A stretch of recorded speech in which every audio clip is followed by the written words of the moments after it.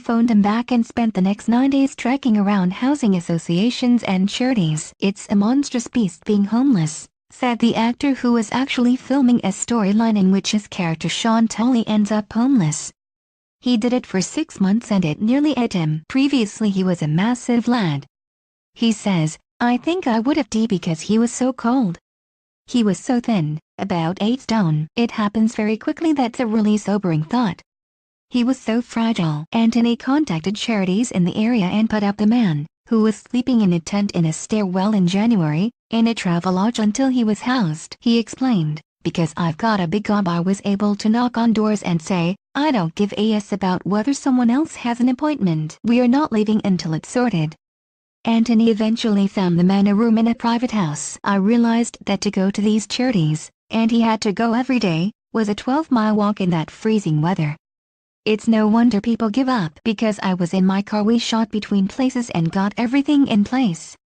He now has employment with a construction company. "The one thing I hope people take from this is the thought, God, that could happen to anyone." Oprah Winfrey says interviewing the grieving parents of dead children helped her get over her own child loss. The billionaire chat show host tells Vogue magazine, "I actually saw someone the other day and they said how old they were, 45. And I was thinking, well, how old would my son have been? I'm 64, so he would have been 50. Considering the fact I've interviewed so many people who were haunted by the death of a child and who got stuck and never moved on. Yes, I feel very liberated by it." Oprah previously revealed she contemplated suicide when she was pregnant with her son, the product of a rape by a relative. The child died shortly after birth. See the full feature in the August issue of Vogue, on newsstands this Friday.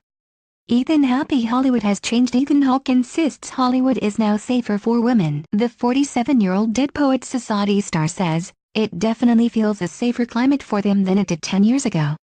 It's a really good time to be 19 and female with a lot on your mind. The world is receptive to your voice in a way it wasn't when I was a kid," he said, referencing his and ex-wife Uma Thurman's 19-year-old daughter Maya. But Ethan also admits he was once comfortable with men calling the shots. He says, "For years it became more apparent to me what a boys' club the movie industry is. It's not that I didn't like it. We all like it when society works to our advantage. The oppressor never freely gives up.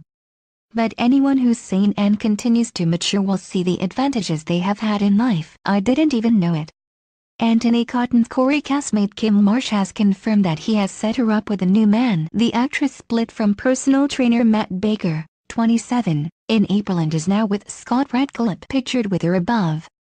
Scott is a major in the parachute regiment and he lives and works away quite a lot, reveals the 43-year-old. "I wasn't looking for a new relationship after Matt. Both Scott and I were recently single." He's a good friend of Anthony Cotton, who introduced us knowing we would get on well, which turned out to be true. "Our relationship happened organically." The mom of 3 is seemingly not a fan of staying single for long. "I'm happy and enjoying life, it's going well." Kim, who has had a fair few breakups over the years, has become famous for jumping from one relationship to another.